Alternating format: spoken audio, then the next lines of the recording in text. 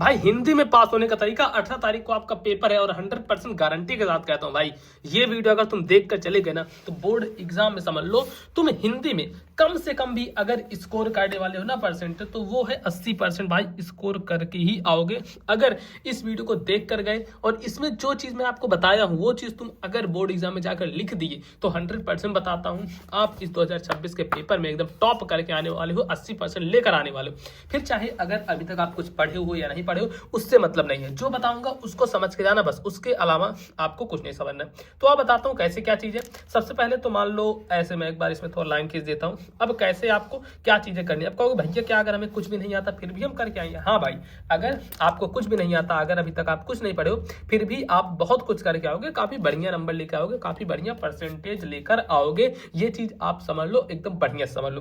पिछली बार क्या हुआ था, बहुत सारे स्टूडेंट थे जो कि कुछ नहीं पढ़े थे, एग्जाम टाइम में बिल्कुल एकदम जीरो थे, लेकिन लास्ट टाइम में मैंने उनको कुछ ऐसी चीज बताई, कुछ ऐसे तरीके बताए, कुछ ऐसे टिप्स एंड ट्रिक्स दिए जिसकी मदद से जिनको पढ़ के वो बोर्ड एग्जाम में बहुत अच्छे नंबर लेकर आए। और कई कई बच्चे तो 85% तक लेकर आए थे जो कि बिल्कुल नहीं पढ़े थे। तो आपको भी ये चीजें समझनी होंगी, ये जो तरीके हैं वो समझना होगा कि भाई ऐसे अगर मैं करूंगा तो इतने परसेंटेज लेकर आऊंगा या ऐसे, ठीक। तो ये आपको समझना होगा। तो अब बताता हूँ किस तरीके से आपको कैसे क्या चीजें करनी है, कैसे बोर्ड एग्जाम में लिखना है और कैसे बोर्ड एग्जाम में आखिर आपको 80% लाना है। तो सबसे पहले आपको एक चीज समझनी होगी कि जो बोर्ड एग्जाम होता है वो कितने नंबर का होता है, कितने परसेंटेज का होता है। तो देखो, जो आपका क्लास 12 का होगा, यहां मैं साइड में हटाता हूँ, बताता देखो, क्लास सस्पेक्ट 10th, फिर एक आता है क्लास 12th। ठीक है, ये दो तरीके के बच्चे देख रहे होंगे। अब क्लास 10th का जो नंबर मिलता है ना, वह रहता है 70 नंबर का प्लस 30 नंबर का। और यहाँ पे जो 12th होता है पूरा का पूरा 100 नंबर का रहता है। अब 70-30 का मतलब क्या हुआ, 70 नंबर क्या है जो आपको खुद से लिखना होता है, यानी खुद से करना होता है।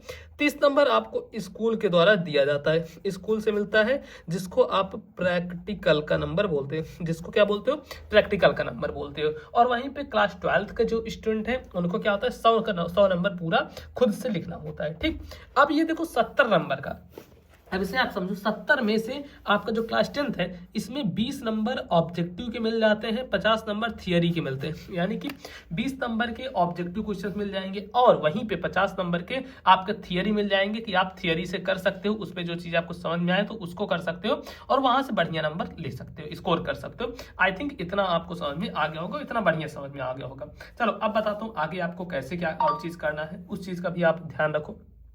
तो देखो, इतना हो गया।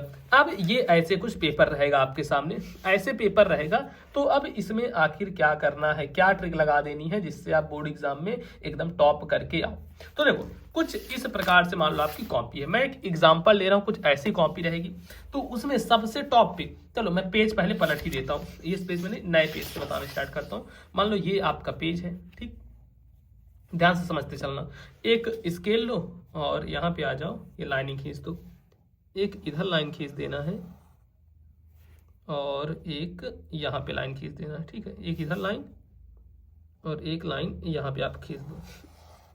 तो देखो, दो लाइन इधर आपने खींच दिया, बढ़िया लग रही ना लाइन देखने में, हाँ ठीक ही लग रही होगी यार, वैसे ठीक दिख रही लाइन। अब आपको क्या करना है, यहाँ पे सबसे टॉप पे ऊपर लिखना है खंडबा। जैसे कि देखो, शुरू तो रहेगा ऑब्जेक्टिव क्वेश्चन ही आएंगे, शुरुआत के ये सारे ऑब्जेक्टिव क्वेश्चन हैं, तो इनकी मैं ट्रिक बता दूंगा। तो ये ट्रिक आप कर लेना ऑब्जेक्टिव क्वेश्चंस के।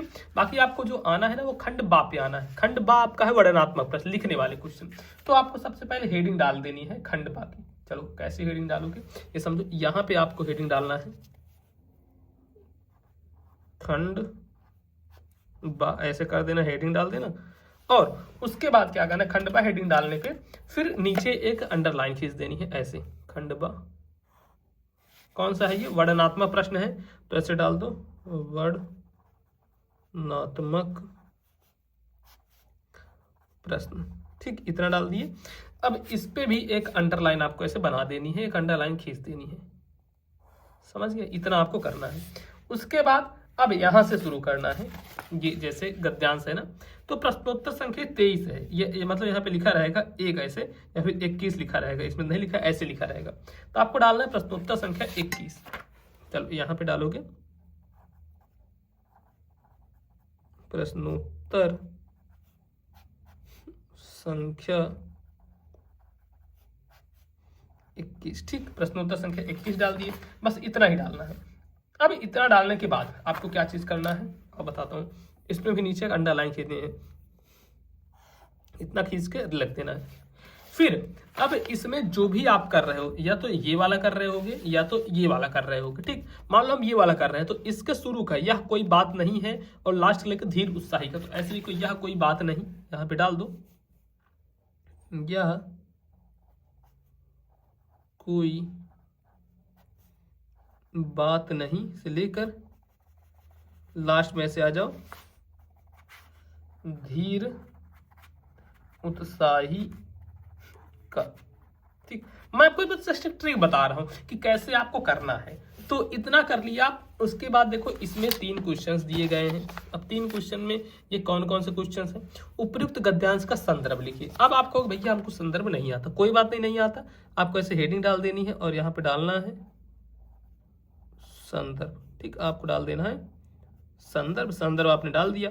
अब संदर्भ डालने के बाद फिर लिखना है प्रस्तुत गद्यांश। ये आपका जो गद्यांश है ना, आपको गद्यांश लिखना है। आप कहोगे भैया ना हमको संदर्भ आता है ना कुछ, कोई बात नहीं, मैं बताऊंगा कैसे लिखना है। यहां पे लिखोगे प्रस्तुत गद्यांश हमारी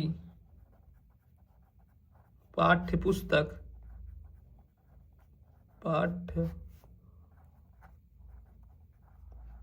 प्रस्तुत गद्यांश हमारी पाठ्य पुस्तक हिंदी के। तो ये जो हिंदी है ना, इसको सिंगल इन्वर्टेड कॉमा में ऐसे लिख देना है ब्लैक पेन से, ताकि एग्जाम की नजर वहां पे जाए और देखने में भी अच्छा लगता है। पुस्तक हिंदी के गद्य खंड में संकलित। जो गद्य खंड है इसको भी आपको काली से ऐसे लिखना है। गद्य खंड में गद्य खंड, पद्य खंड में होता तो यहीं पे आप लिखते पद्य खंड। अरे अरे यहाँ पे देखो खंड लिखना था, मैं पद्य लिख दिया। कोई नहीं, आपको ऐसे लिखना है गद्य खंड में संकलित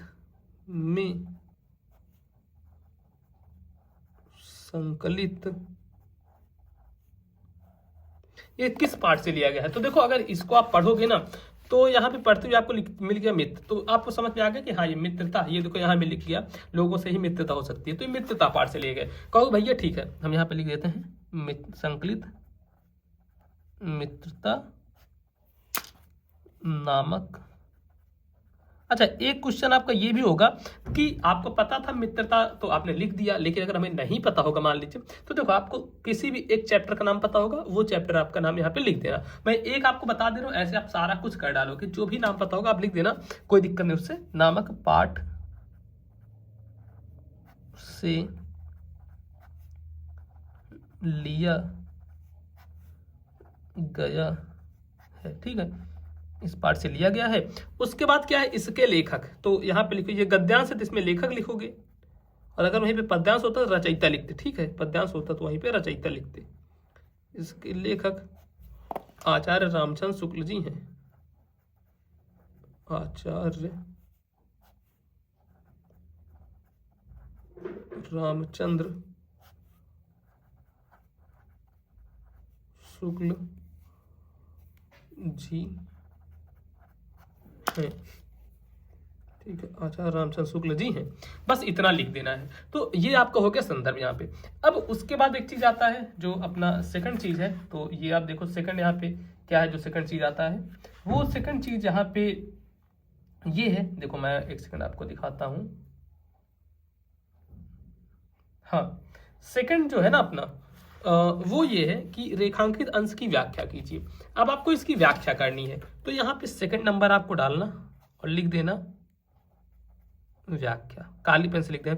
देखो काली नीली पेन का विशेष ध्यान रखना है, क्वेश्चन कोई भी नहीं छोड़ना है, तो आप कभी भी फेल नहीं होगे, कभी भी क्या होगे, नहीं फेल नहीं होगे। तो ऐसे कर देना और रेखांकित अंश की व्याख्या करनी है। तो ये समाज में विभिन्नता देखकर लोग एक दूसरे की ओर आकर्षित होते हैं, इसकी व्याख्या करनी है। तो उससे पहले आपको लिख देना है कि प्रस्तुत गद्यांश में कोई भी व्याख्या करोगे तो उसमें आपको ये लिखना पड़ेगा कि प्रस्तुत गद्यांश में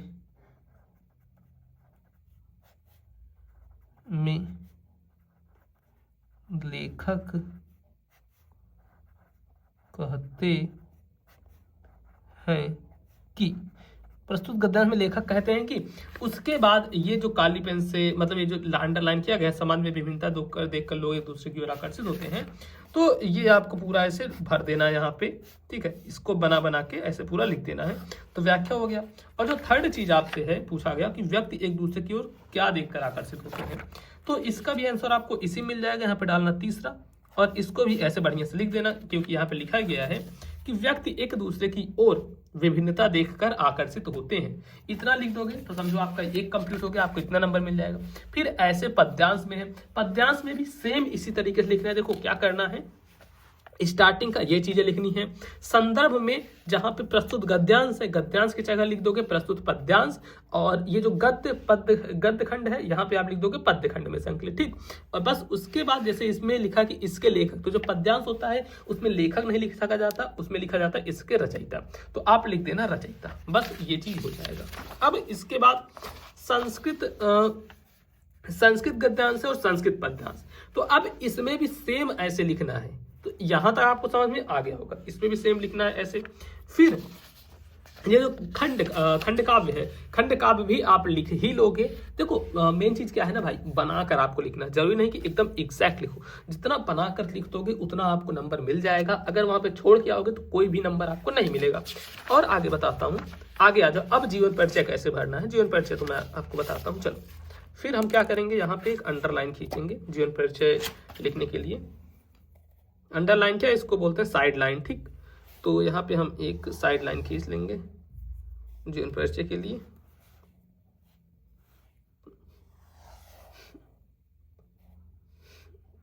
अब देखो हमने यहाँ पे लाइन खींच दिया जीवन परिचय का, ठीक।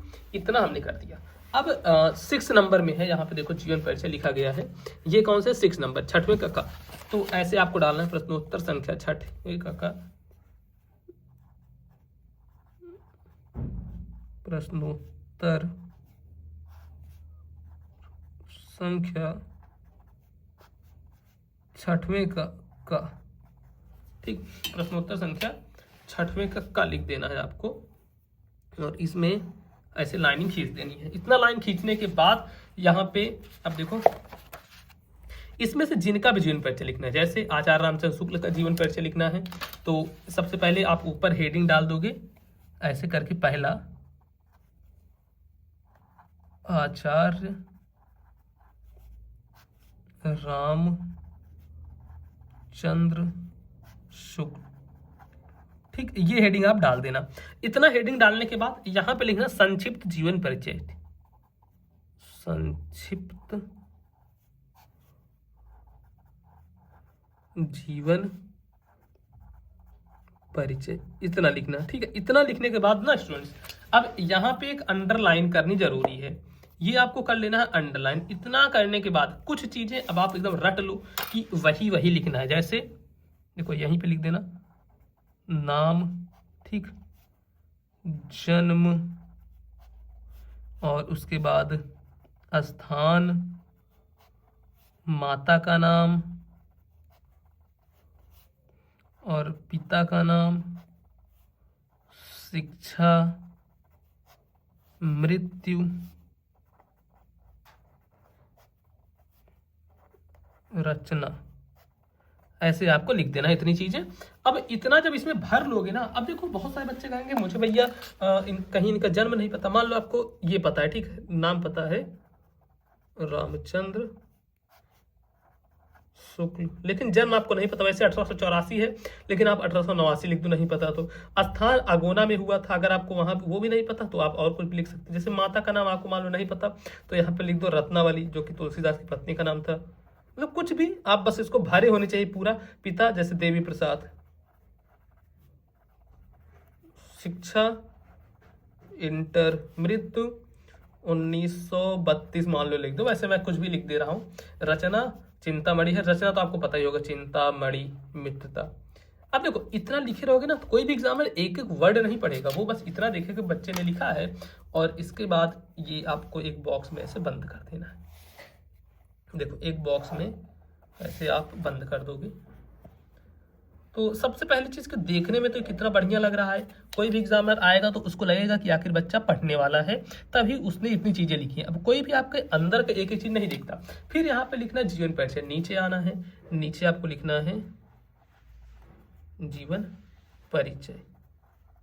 जीवन परिचय की हेडिंग डालनी है और एक नीचे लाइन खींचना है और यहाँ पे आपको पूरा जीवन परिचय बकायदे यही जो लिखे हो इसी को पूरा बना चना के आपको लिख देना। बना के जरूरी नहीं कि आपको पूरा आता रहे, बस ऐसे बना के अगर आप लिख दोगे ना तो मैं गारंटी के साथ कहता हूँ एग्जामिनर भले एक आध नंबर काट ले, लेकिन आपको वो फेल तो भाई कभी जिंदगी में कर ही नहीं सकता अगर ऐसे आप लिखते हो। और एक चीज भाई देखो, अभी आपके पास बस एक हफ्ते बचे। मैं जानता हूँ भाई एक हफ्ते से ज्यादा आपके पास बिल्कुल समय नहीं बचा है। अब इन बचे हुए एक हफ्ते में अगर चाहते हो कि मुझे कुछ ऐसा मिल जाए जहां से हमारे बोर्ड एग्जाम में 90% क्वेश्चन आए, मतलब कुछ ऐसा 10-15 पेज पढ़ने को मिल जाए जहां से हमारे बोर्ड एग्जाम में 90% क्वेश्चन आए, तो मैं आपको इंट्रोड्यूस करना चाहूंगा ब्रह्मास्त्र बैच। ये ब्रह्मास्त्र बैच सच में ब्रह्मास्त्र है। इसमें क्या क्या चीजें मिलेंगे? इसमें आपको सिर्फ वो चीजें मिलेंगी जो कि बोर्ड एग्जाम में आनी ही आनी है, 90% आनी है। Hindi, English, math, science, social science, art, Sanskrit, जितने भी आपके हिंदी मीडियम के सब्जेक्ट हैं, याद रखना हिंदी मीडियम वाले बच्चों के लिए ही ये है, वो सब कुछ मिलेगा। और प्राइस 1000 थी, लेकिन सभी बच्चे ले पाए इसलिए मैंने 149 रुपए कर दिया। तो भाई बिल्कुल देर मत करना, अभी जाकर ले लो। पिछली बार बहुत सारे बच्चों ने लिया था और बहुत अच्छे नंबर लेकर आए थे। अब इसको कैसे लेना है और मैं एक बार ये भी बता देता हूँ। आपके अपने फोन पे आ जाना, अपने फोन पे आपको आना है और यहाँ पे प्ले स्टोर खोलना है। प्ले स्टोर पर सर्च करना है मोबाइल पर स्कूल। इतना जैसे सर्च करोगे इस ऐप को कर लेना है इंस्टॉल करके ओपन करो और ये देखो ब्रह्मास्त्र बैच यहाँ भी दिख जाएगा, या फिर पेड कोर्स पर करोगे क्लिक करते ये देखो ब्रह्मास्त्र बैच दिख गया, इस पर क्लिक करो और यहाँ पे सब कुछ चीजें आपको दिख जाएंगी, क्या क्या चीजें मिलने वाली हैं। और ये 1000 देखो प्राइस थी, लेकिन आपके लिए 149 रुपए ऑफर में है। बस बाय नाउ पे क्लिक करना, पेमेंट करने के बाद बाय कर लेना और बाय करने के बाद आ जाना माई कोर्स में। यहाँ पे आ जाओगे तो चीजें मिल जाएंगी और बस यहाँ पे वो चीजें आपको मिल जाएंगी जो कि बोर्ड एग्जाम में आनी है। तो भाई बिल्कुल देर मत करना, इसको अभी ही ले लेना। अब आओ आपको और कुछ चीजें बता देता हूँ। जीवन परिचय मैंने आपको बता दिया कि चलो जीवन परिचय कैसे लिखोगे, नहीं आता। अब जीवन परिचय नहीं आता तो उसके बाद चलो श्लोक तो चलो लिख ही लोगे, श्लोक में मुझे बताने की जरूरत नहीं, 2 लाइन का आप कुछ भी लिख देना, उससे कोई दिक्कत नहीं है।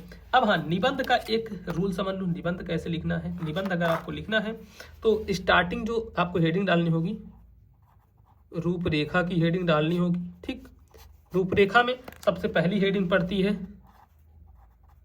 प्रस्तावना की और सबसे लास्ट जो हेडिंग पड़ती है वह पड़ती है उपसंहार की।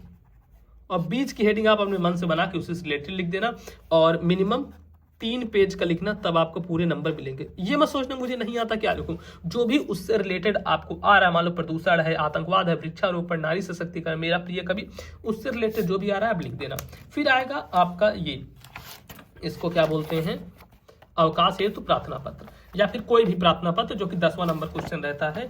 तो आप लिखोगे प्रश्नोत्तर संख्या 10, यहाँ पे एक हेडिंग डाल दोगे प्रश्नोत्तर संख्या 10। ठीक, प्रश्नोत्तर संख्या 10 की हेडिंग डालोगे और बढ़िया से लिखोगे। क्या करोगे, देखो अवकाश हेतु प्रार्थना पत्र लिखना है तो सबसे पहले सेवा में ऐसे प्रधानाचार्य महोदय। अब यहाँ पे आप स्कूल का चाहो तो नाम लिख सकते हो और यहाँ डाल देना विषय कि किस विषय पर आप लिख रहे हो। विषय है अवकाश हेतु, तो यहाँ पे डालो अवकाश हेतु। ठीक, अवकाश हेतु। अब यहाँ से आप लिखना शुरू कर दोगे महोदय, बस ये पूरा लिखना शुरू कर दोगे और लास्ट में आ जाना आपका आज्ञाकारी शिष्य शिष्या, तो ऐसे लिख सकते हो आपका आज्ञाकारी शिष्य और इसमें आप डाल देना XYZ। और ध्यान रखना नाम मत लिखने जाना इसमें, क्योंकि बोर्ड एग्जाम में भाई नाम नहीं लिखा जाता है। क्लास यहाँ पे हाँ डाल सकते हो, क्लास डाल सकते हो, मान लो 10th में तो 10th डाल देना। अब इस बीच में अगर आपको नहीं आता कोई भी एप्लीकेशन तो आप ऐसे लिख सकते हो कि मेरे घर पे आवश्यक कार्य है इसलिए मुझे अवकाश की जरूरत है, या फिर मैं बीमार हूँ इसलिए मुझे अवकाश की जरूरत है। इस तरीके से बना के आप कुछ भी लिख सकते हो जहाँ से बोर्ड एग्जाम में बहुत अच्छे नंबर आपको मिलेंगे। ठीक, तो भाई ध्यान रखना अगर ऐसे करते हो तो एक भी नंबर कोई नहीं काटेगा। और ब्रह्मास्त्र बैच अगर एक हफ्ते हफ्ते भी बचे हैं ना आपके बोर्ड एग्जाम को, तो भाई अभी ले लेना। 149 रुपए में सारे सब्जेक्ट मिल रहे हैं, इससे बेस्ट ऑफर कहीं नहीं मिलेगा। और पिछली बार इसको बहुत सारे बच्चों ने लिया था और वो अपने बोर्ड एग्जाम में टॉप किए थे। टॉप अगर नहीं काफी बच्चे कर पाए तो वो 80% लेकर आए थे, 85% लेकर आए थे। अगर आप चाहते हो कि मेरे भी इतने परसेंट आए, मैं भी बोर्ड एग्जाम में टॉप करूं, तो भाई इसको जरूर से लेना, क्योंकि इसमें ना सारे सब्जेक्ट जितने भी आपके सब्जेक्ट हैं, ऑल सब्जेक्ट के इंपॉर्टेंट क्वेश्चंस मिलने वाले हैं, प्रीवियस ईयर के पेपर मिलने वाले हैं। इस तरीके के जितने मॉडल पेपर मैं आपको दिखा रहा हूँ, ये सारे मॉडल पेपर इस बैच में दिए गए हैं, तो इसको जाकर आप अभी ले लो।